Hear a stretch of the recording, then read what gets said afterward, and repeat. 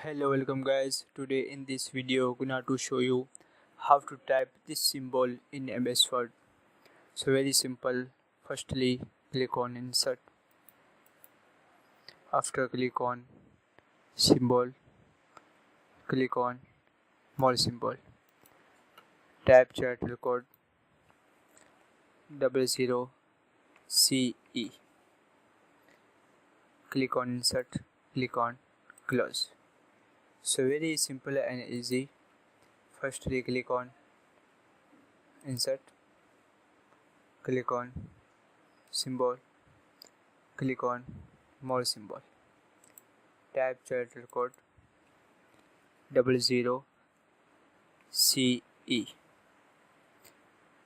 Click on insert, click on close. So very simple and easy method. Thank you for watching my video. Please subscribe my channel.